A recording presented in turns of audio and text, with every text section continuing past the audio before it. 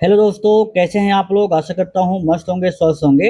अगर आप class 10th में हैं और आपको साइंस से डर लग रहा है तो ये वीडियो आपके लिए बहुत ही इंपॉर्टेंट है, क्योंकि आपको साइंस बहुत ही आसान भाषा में समझाया जाएगा और ऑब्जेक्टिव क्वेश्चन तो ऐसे पढ़ाए जाएंगे कि आपको ऐसे ही क्लास में ही याद हो जाएंगे दोस्तों। तो आप इस वीडियो को शुरू से अंत तक जरूर देखेंगे और ये वो सवाल है जो परीक्षा में बार बार पूछे जाते हैं दोस्तों। और एक कक्षा 10 के जो विज्ञान है ना, विद्युत धारा चैप्टर, उसके ऑब्जेक्टिव लेके आए हुए हैं और आपको देखना है कि आप टोटल में से कितना सही कर पाते हैं दोस्तों। तो चलिए शुरू करते हैं। आपके सामने पहला ही सवाल आया है कि विद्युत धारा का एसआई मात्रक क्या है दोस्तों। विद्युत धारा का एसआई मात्रक क्या है आपको बताने हैं। तो कई सारे बच्चों का आंसर आने लगा, कमेंट करना है दोस्तों। विद्युत धारा का जो एसआई मात्रक है वो होता है एम्पियर। क्या होता है दोस्तों? एम्पियर होता है दोस्तों, एम्पियर होता है। आपको ध्यान रखना है कि आई बराबर जो होता है दोस्तों, एक सूत्र याद रखना कि आई बराबर होता है क्यू आई टी। यानी विद्युत धारा जो होता है, आवेश की प्रवाह की धारा को विद्युत धारा कहते हैं। जो विद्युत धारा होता है ये इसका एसआई मात्रक तो एम्पियर होता है और आवेश का प्रवाह को विद्युत धारा कहते हैं। और उसके बाद अगर हम ध्यान रखना है तो ये बात ध्यान रखना कि विद्युत धारा को हम लोग एमीटर से मापते हैं। किसे मापते हैं? ये एमीटर से मापते हैं। और यह एक अदिश राशि है। क्या है ये? कैसा राशि है? यह एक अदिश राशि है दोस्तों, आपको ध्यान रखना है। तो यहाँ से कई सवाल आपका क्रिएट हो रहता है और ये सारे क्वेश्चन आपका डिस्कशन हो जाएगा तो आपको याद हो जाएंगे। ठीक है, चलिए। और यहाँ मैं लिख भी दिया हूं कि विद्युत धारा का यह सही मात्रक एम्पियर होता है। यदि किसी चालक में 1 सेकेंड में 1 कूलम आवेश प्रवाहित हो तो धारा 1 एम्पियर कहलाती है। आपको ध्यान रखना है। मैं पिछले सवाल का यहाँ पे जो है, यहाँ पे इसका डिस्कशन कर दिया गया है, आपको ध्यान रखना है। और यहाँ पे एक परिभाषा पूछा जाता है एग्जाम में कि एक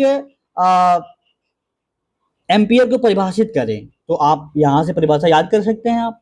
चलिए नेक्स्ट सवाल करिएगा। 2 नंबर सवाल है कि विद्युत धारा किसके प्रवाह से उत्पन्न होती है, बताना है। विद्युत धारा किसके प्रवाह से उत्पन्न होती है दोस्तों, बताइए, कमेंट करिए।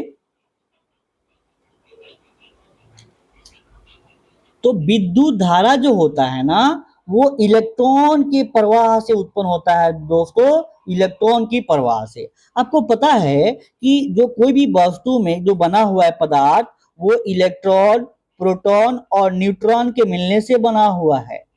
आपको ध्यान रखना है, यानी आवेश का जो प्रवाह होता है उसमें इलेक्ट्रॉन प्रवाह होता है, इलेक्ट्रॉन का ही प्रवाह होता है।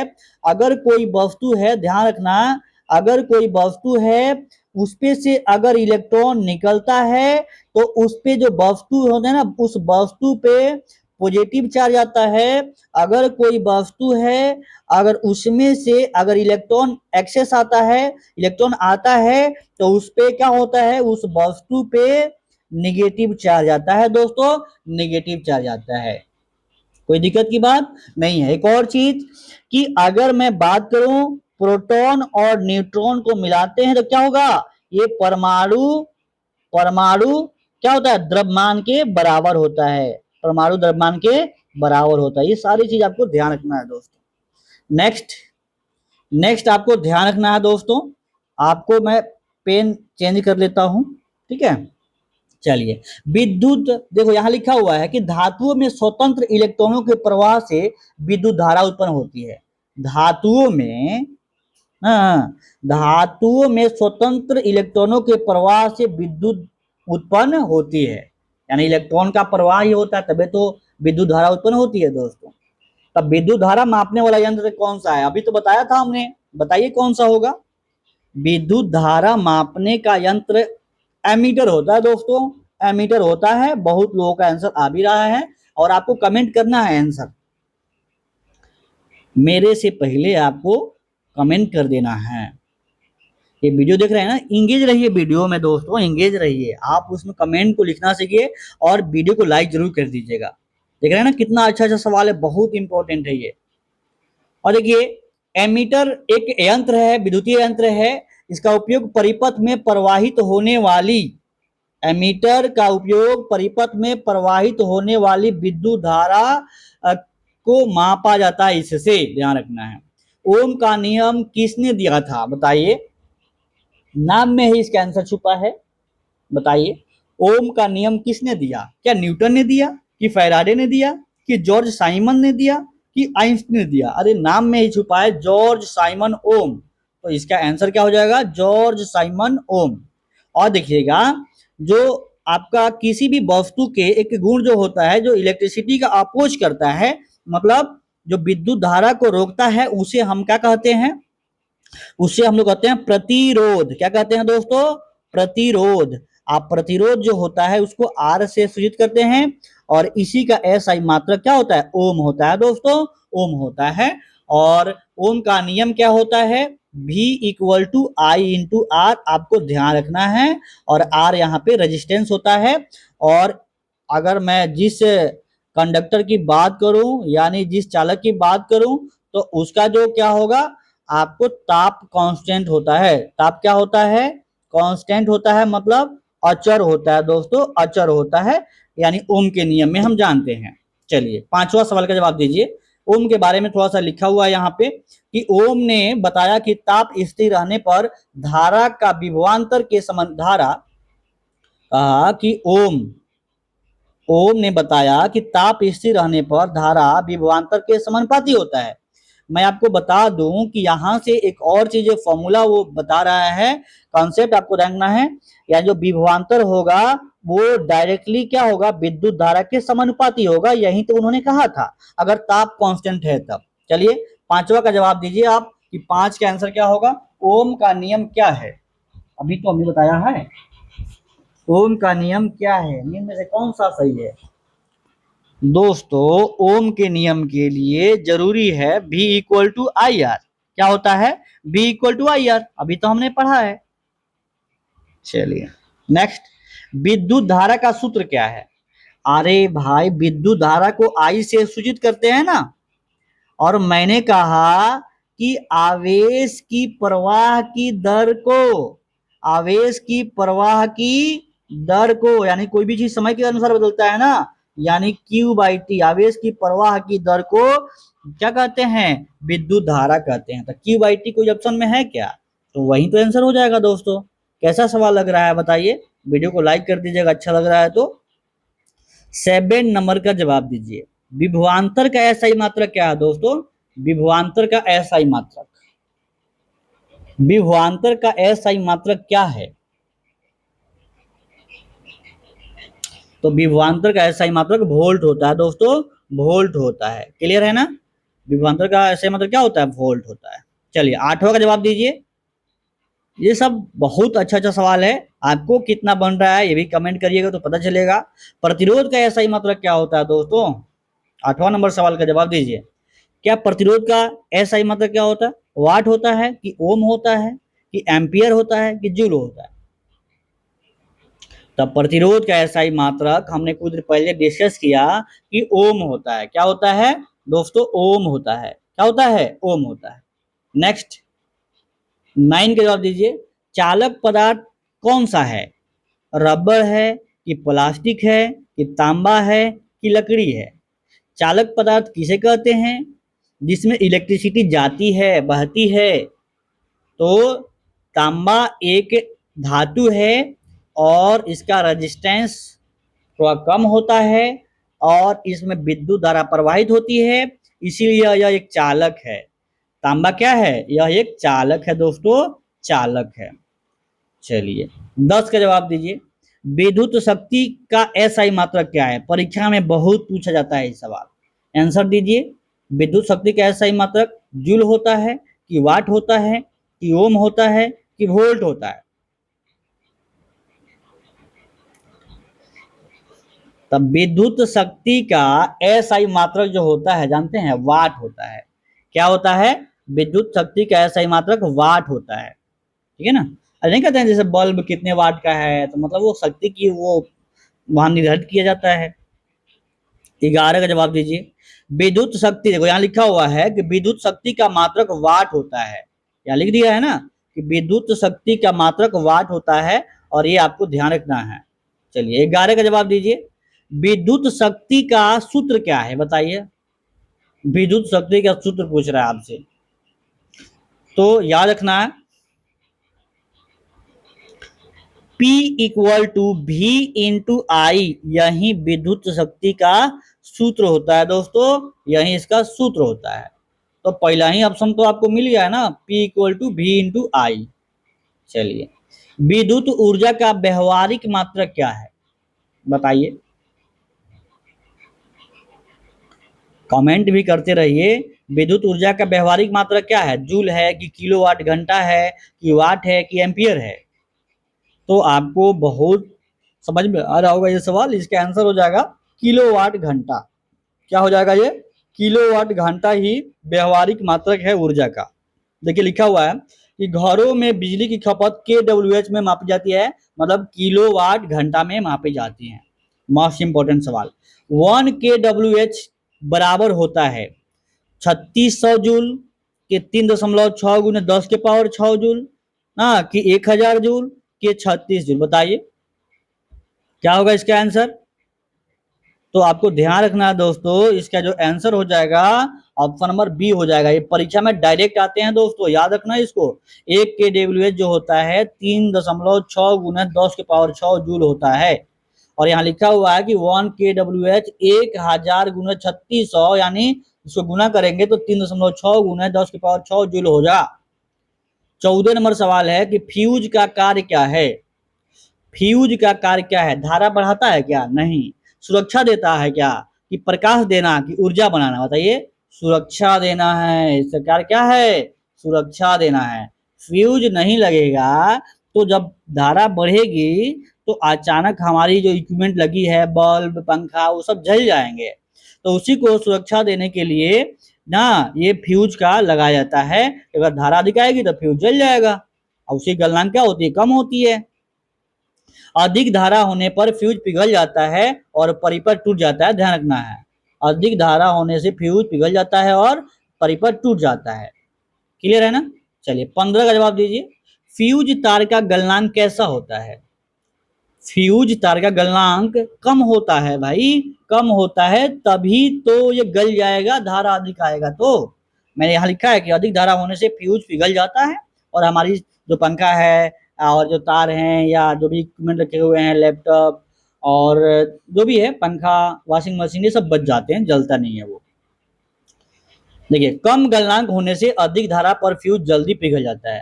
कम गलनांक होने से अधिक धारा पर फ्यूज जल्दी पिघल जाता है और हमारी जो सभी वस्तुएं हैं और जो बच जाती है वो। 16 का जवाब दीजिए। विद्युत धारा की दिशा मानी जाती है, विद्युत धारा की दिशा मानी जाती है इलेक्ट्रॉन प्रवाह की दिशा में, कि इलेक्ट्रॉन प्रवाह के विपरीत, कि उत्तर फिर दक्षिण, बताइए, आपको बताने हैं। तो क्या हो जाएगा दोस्तों, इसका आंसर हो जाएगा इलेक्ट्रॉन प्रवाह के विपरीत। क्या होता है, इलेक्ट्रॉन प्रवाह के विपरीत मानी जाती है विद्युत धारा की दिशा। बहुत मस्त सवाल है। 17 का जवाब दीजिए। श्रेणी क्रम में धारा कैसी होती है, क्या समान होती है, कि अलग अलग होती है, कि शून्य होती है, कि बढ़ती हुई होती है, बताइए। श्रेणी क्रम में धारा कैसी होती है, तो एक समान होती है दोस्तों, एक समान होती है। ऑप्शन नंबर ए हो जाएगा। क्यों, ध्यान से देखिएगा। अगर मैं बात करूं कि अगर ये श्रेणी क्रम में ये क्या लगा हुआ है, एक रेजिस्टेंस लगा हुआ, फिर ये रेजिस्टेंस लगा हुआ, फिर ये रेजिस्टेंस लगा हुआ, ये ना वो श्रेणी क्रम में होता है सजावट। अब यहाँ से जो अब आई आई जा रहा है, धारा आई जा रहा है, तो यहाँ पहुंचा आई, फिर यही धारा फिर यहाँ पहुंचेगा तो फिर आई रहेगा, फिर आई रहेगा, यानी क्या होता है, धारा समान रहता है। और जो समानांतर होता है ना, अगर वो समानांतर होता है, मैं बता ही देता हूं,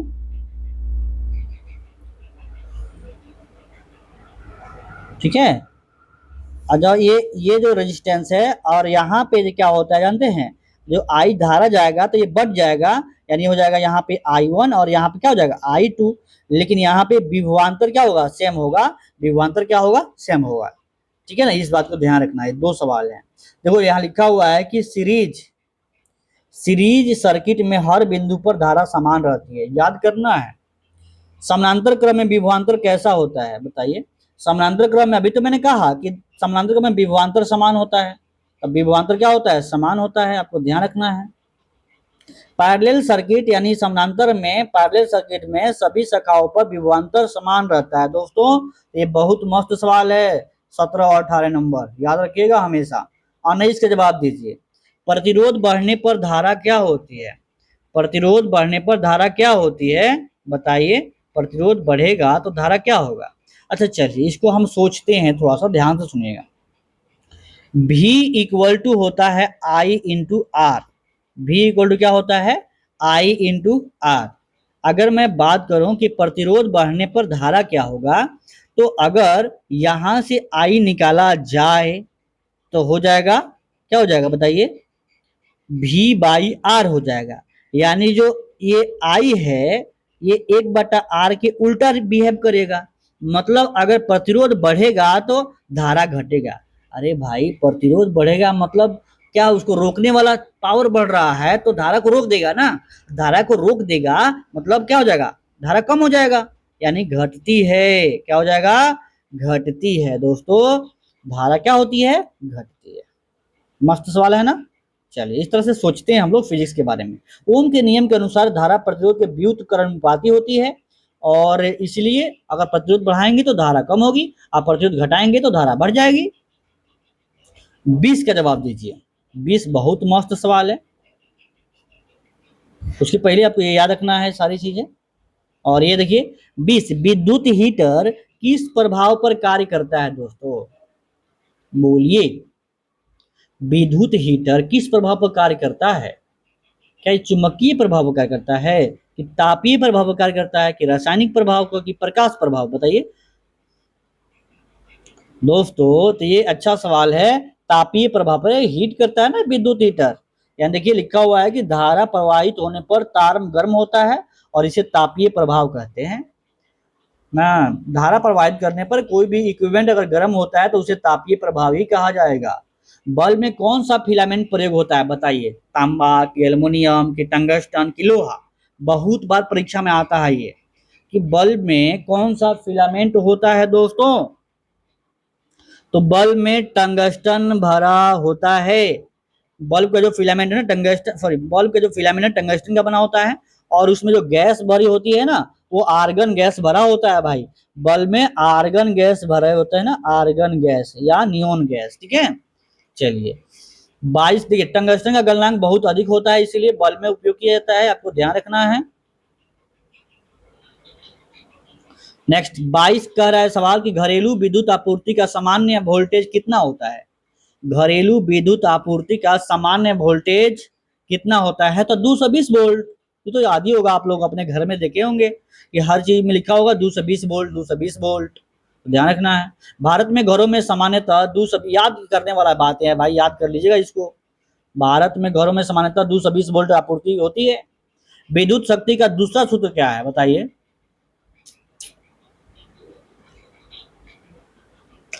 ये तो नहीं है, थर्ड तो नहीं है। ठीक है, और देखिए P इक्वल टू ये क्या हो जाएगा? V इंटू आई होता है, और ये V का जो फॉर्मूला होता है अगर मैं यहां से निकालूं कि V equal to I into R होता है, तो इस V का मान जब यहां लिखेंगे आई इंटू आर, और एक पहले ही से आई है तो हो जाएगा ये आई स्क्वायर आर हो जाएगा। तो यानी P का फॉर्मूला हो जाएगा आई स्क्वायर आर। तो आपको देखिए ऐसे सोचना है, मुझे ऐसे सोचना है। तो पहले वाला फॉर्मूला याद रहेगा, ये वाला फॉर्मूला और ये वाला, तभी तो सोच पाएंगे इस प्रकार से। नेक्स्ट, यह शक्ति का सूत्र ओम के नियम से प्राप्त किया जा सकता है। 24 सवाल कह रहा है कि जूल का नियम किससे संबंधित है? जूल का नियम किससे संबंधित है दोस्तों, आपको बताने हैं। क्या प्रकाश से संबंधित है, कि ऊष्मा से संबंधित है, कि ध्वनि से, कि चुंबकत्व से? तो जूल का नियम ऊष्मा से संबंधित है। H बराबर एक सूत्र याद रखिएगा, H बराबर होता है आई स्क्वायर आर इंटू टी। याद रखिएगा दोस्तों, ये भी H का फॉर्मूला होता है। नेक्स्ट, धारा प्रवाह से उत्पन्न ऊष्मा का नियम जूल ने दिया था। विद्युत ऊर्जा का सूत्र क्या है? विद्युत ऊर्जा का सूत्र क्या है बताना है आपको।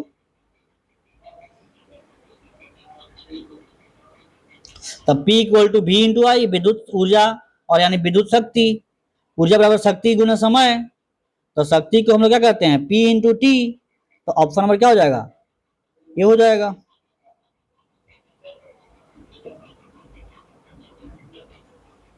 ये हो जाएगा ऑप्शन नंबर ए हो जाएगा, P इंटू टी हो जाएगा दोस्तों। ठीक है, कोई दिक्कत की बात तो नहीं है। अरे भाई आपको ध्यान रखना है, ऊर्जा को ही तो कार्य कहते हैं, कार्य करने की क्षमता को तो ऊर्जा कहते हैं। ऐसे कार्य करने की, ऐसे कह सकते हैं ना, बना सकते हैं, कार्य करने की क्षमता को ही तो शक्ति कहते हैं। तो कार्य कितना हो जाएगा, पी इंटू टी हो जाएगा। यहां से इतना निकाल सकते हैं आप ऐसे। चलिए 26 का बताइए, प्रतिरोध किन बातों पर निर्भर करता है, लंबाई पर कि क्षेत्रफल पर कि पदार्थ पर कि उपरोक्त सभी पर। तो आप लोग पढ़े होंगे थ्योरी कि जो प्रतिरोध होता है ना, वो क्षेत्रफल पे भी ना डिपेंड करता है, लंबाई पे भी, पदार्थ पे भी। एक सूत्र हमने आपको लिखवाया था, आर इक्वल टू जो होता है रो एल बाई ए होता है। तो ये एल पे भी और एरिया पे भी, यानी जो आर होगा एल के डायरेक्टली प्रोपोर्शनल, और जो आर होगा एरिया के इनवर्सली प्रोपोर्शनल होता है, यानी क्षेत्रफल पे, लंबाई पे और पदार्थ के गुण पे भी डिपेंड करता है, यानी उपरोक्त सभी हो जाएगा। अच्छा सवाल है ये। 27 के जवाब दीजिए, प्रतिरोध चालक की लंबाई, मोटाई और पदार्थ पर निर्भर करता है, बताइए। मैं अभी तो बताया ना कि प्रतिरोध जो होता है चालक की लंबाई, मोटाई, पदार्थ पर निर्भर करता है, ध्यान रखना है। अच्छे चालक का प्रतिरोध कैसा होता है, अच्छे चालक का प्रतिरोध बहुत ही कम में होता है, कम होता है दोस्तों, कम होता है। कम प्रतिरोध वाले पदार्थ अच्छे चालक होते हैं। ठीक है, तो ये टाइपिंग मिस्टेक है दोस्तों। अब ये वाला कर लेते हैं, देखो, बैटरी में रासायनिक ऊर्जा विद्युत ऊर्जा में बदलती है, बैटरी में रासायनिक ऊर्जा विद्युत ऊर्जा में बदलती है। ये सवाल था शायद कि कौन सा जो है बैटरी रासायनिक ऊर्जा को किससे बदलती है। तो रासायनिक ऊर्जा को क्या होता है, ये विद्युत ऊर्जा में बदलती है, विद्युत ऊर्जा में। ठीक है, चलिए स्विच का कार्य क्या होता है, 29 बताइए, स्विच का कार्य क्या होता है। क्या स्विच धारा बढ़ाता है, अरे स्विच घर में क्यों लगाते हैं, धारा को रोकता है कि चालू करता है कि ऊर्जा बनाता है, बताइए। स्विच का काम क्या है, स्विच परिपथ को खोलना या बंद करता है, धारा को रोकना या चालू करना होता है। तो ऑप्शन नंबर क्या हो जाएगा, आपका बी हो जाएगा। ठीक है, या तो चालू करता है या बंद करता है। तो स्विच परिपथ में क्या खोलना या खोलता है या बंद करता है। विद्युत धारा का तापीय प्रभाव किसका उपयोग होता है, पंखा, मोटर, हीटर, जनरेटर। तो हीटर, तापीय प्रभाव तो यही शो करेगा ना, हीट करेगा। हीटर में धारा के तापीय प्रभाव से ऊष्मा उत्पन्न होती है। थैंक यू दोस्तों, आज हमने 30 क्वेश्चन किया। ये 30 क्वेश्चन बोर्ड मॉडल क्वेश्चन है, बहुत ही इंपॉर्टेंट है। कैसा लगा ये वीडियो, आपको अच्छा लगा तो वीडियो को लाइक करिए और शेयर जरूर करिएगा।